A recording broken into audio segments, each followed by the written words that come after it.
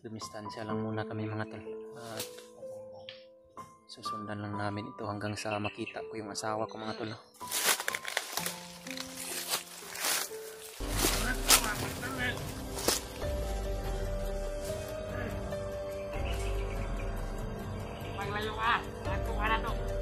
Si Commander Bangkil.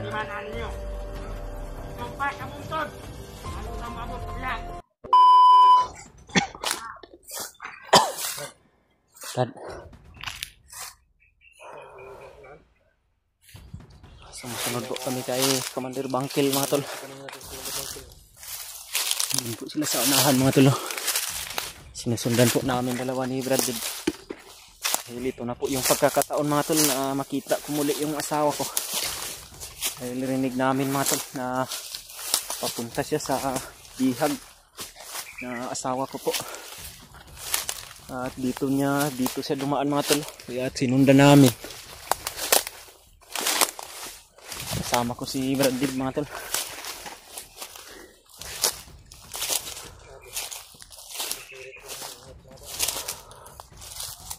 Punta na kami dito mga tol. Tagal-tagal na rin yung pagsunod namin mga tol. At sobrang layo na rin itong napuntahan namin. Matitirik na po yung mga gubat dito. At matataas na mga tol.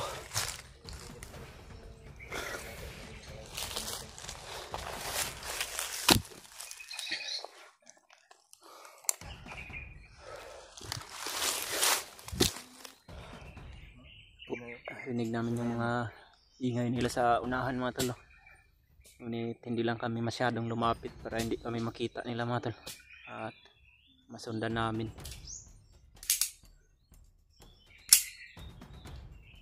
Sana po mga tol i-share nyo tong video na to sa mga kasama namin. Lalong lalo na sa kanila Brad Julius at Kuya Buds. Remart, EG at Julio na sinusundan namin si Commander Bangkil mga tol. Kami dalawa ni Brad Dib. Dahil alam na po namin mga tol na papunta po si Commander Bangkil dun sa kinalalagyan ng asawa ko. Dahil siya po daw yung magbabantay daw mga tol. Papalitan niya daw yung commander na naghawak. Dahil mayroon din daw yung asikasuhit. Yun yung narinig namin sa mga pananalita nila mga tol. At kanina po mga tol, mayroon po kaming narinig ni Brad Dib na mga putukan. Iwan ko po kung sino yung nakipagputukan mga tol, pero malayo yun medyo malayo sa amin mga tol. Ngunit naririnig namin mga tol, hindi na lang namin nilapitan para makapag-focus din kami sa pagsunod kay Commander Bangkil. Ngunit kinukontak po namin si Kuya Buds mga tol. At mayroon po kaming mga napag-usapan. Hindi lang muna namin sasabihin mga tol. Tara Brad. Tingnan natin baka nakalayo-layo na sila ba.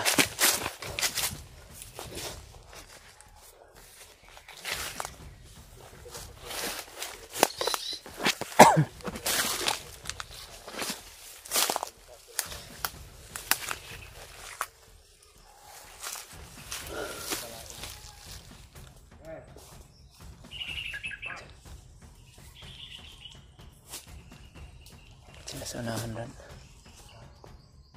Sila sa unahan, nagpapahinga sila.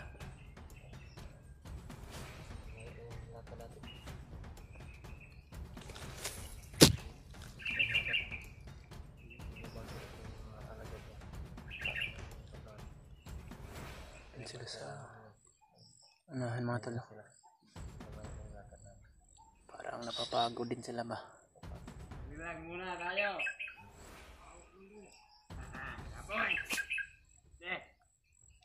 Yan mga talo.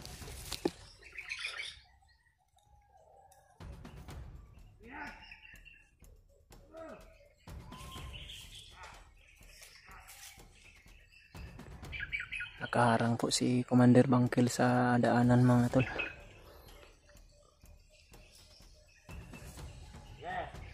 Yan. Patuloy sila sa paglalakad. kinakailangan na hindi ito mawala sa mga paningin namin ni Bradley mga tol, no? Para kita ko ulit yung asawa ko at mapagplanuhan namin kung ano yung dapat namin gawin para maligtas na po talaga mga tol.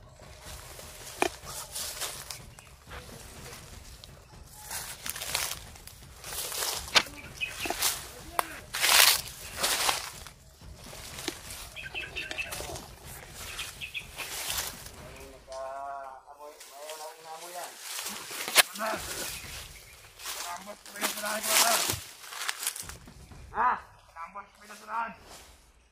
Ba't siya tayo pangalan nun? Sino? Ba't? Tangina, hinanti kayo mag... Mayroon naman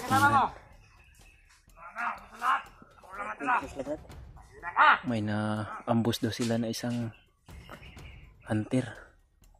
Bads daw yung pangalan. Yung isa yun na lang siya nang iwan daw. Ubos daw lahat ng kalaban niya. Ubos daw lahat ng kasamahan niya.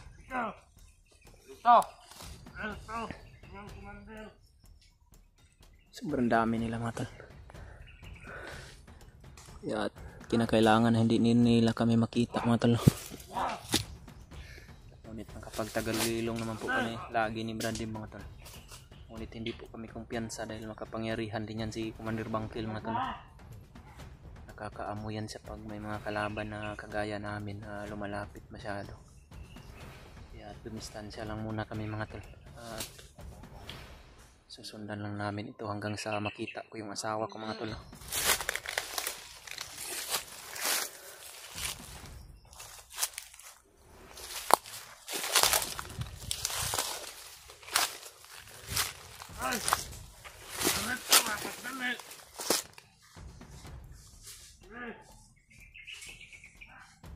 Paglayo ka, ato ka na to. Yan si Commander Bangkil naman. Ito pa, kabuntod. Bago tayo maabot sa biyag. Ang layo na pala ng ilagyan nila sa asawa ko mga tol. Malayo pa daw yung lalakarin natin dyan.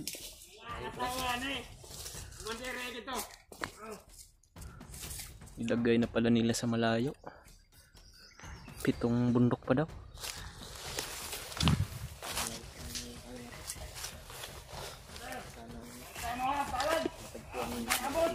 Hindi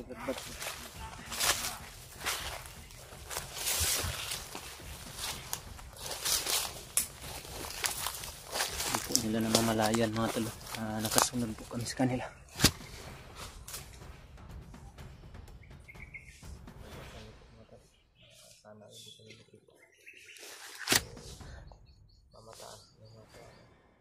Grabe, napakasuka lang gubat dito.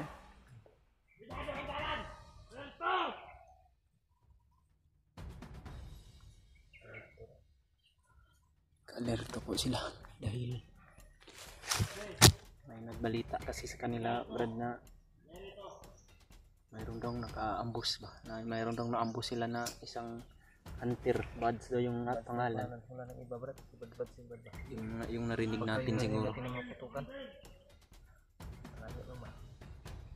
Mas malapit ang kanan yun.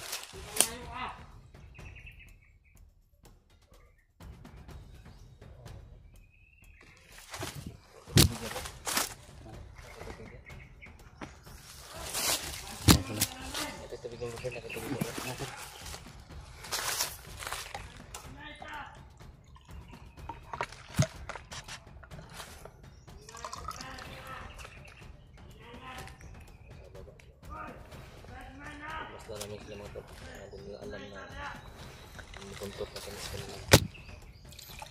Yan, magdahan-dahan lang po talaga kami mga tol sa bawat kilos namin mga tol, para hindi kami magkuhan. Tumbler muna,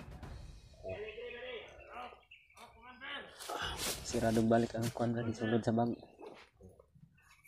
Gamay-gamay na ng tubig na ako na. Tara, banti ka. Berani. Grabe, ngayon lang ako nakapasok ng gubat na tumrad ba. Hindi ko kalimutan mo ito. Share kong video namin.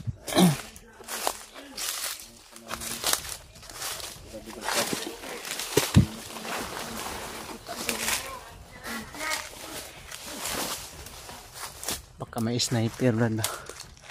Pero, sobrang kuwan kasi.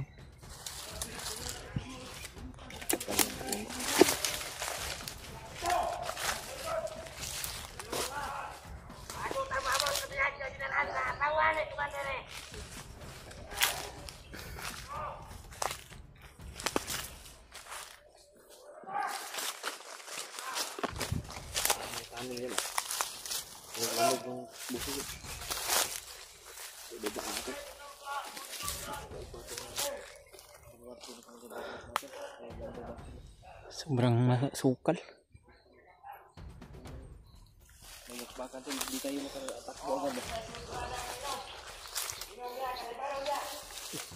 May balon daw sila dyan. Mayroon daw silang balon. Bubon? Kinakailangan brad na dito tayo dadaan sa kinadaanan din nila. Para masisiguro natin na wala tong landmine dito.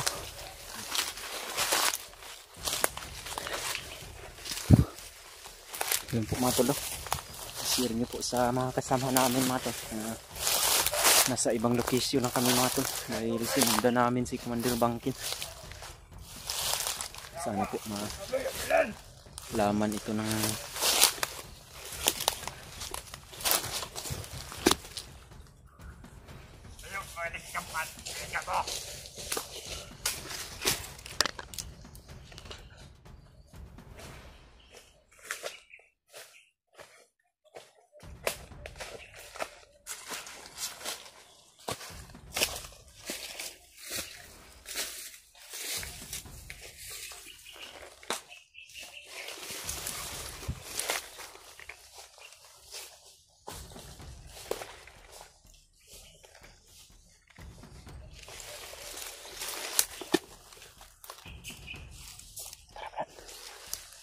yaan mo naman.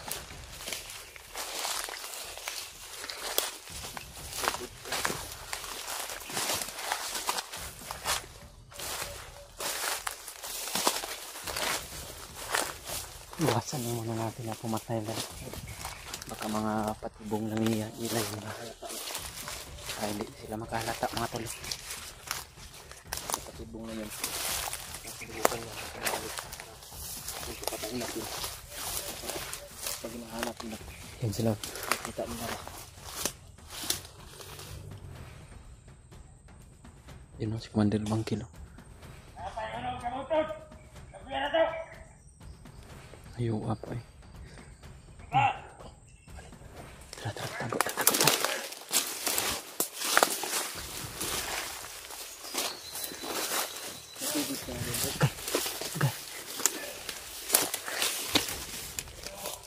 Tubig pala doon na ewan. Yun o. Tubig daw. Sakit tas daat eh.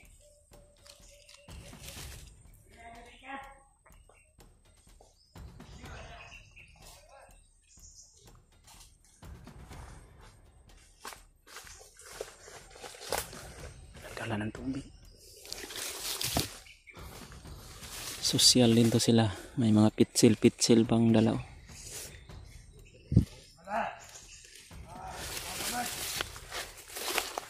Okay.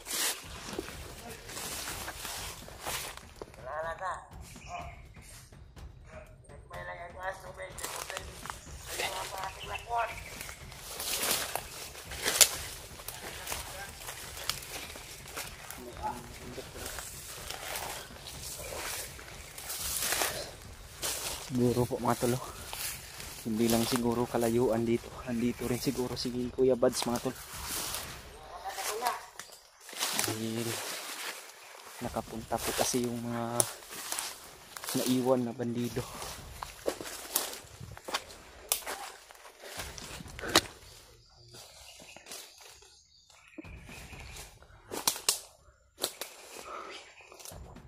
Kuha na naman ito. Kabilang bundok na naman yan.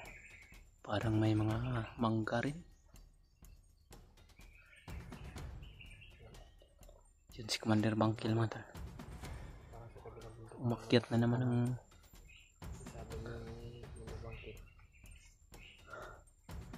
Ipakita rin lugar ng agian na to. Doon na kayo, basundan pa ta. Hindi na pwede nga mo agi atong niagi ang ganyan. May utro tagdalan. Basundan taas mo na panon. kaya pala sila dumaan dito Brad, para hindi daw sila masundan. Hindi nila alam na nakasunod kami mga tol. Yan sila mga tol.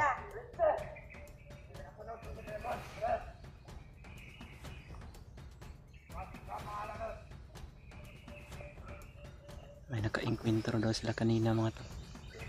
Bads daw yung kwan. Nagkuha ang tubig ba? Naka-alerto yan Brad. Oo nga Brad. Yun. Ang mga putok doon. Signal siguro.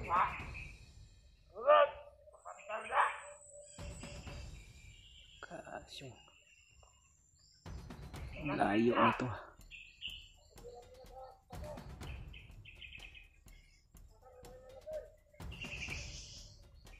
May mga bagong dating doon sa babaw. Signal lagi. Tara, tara, tara.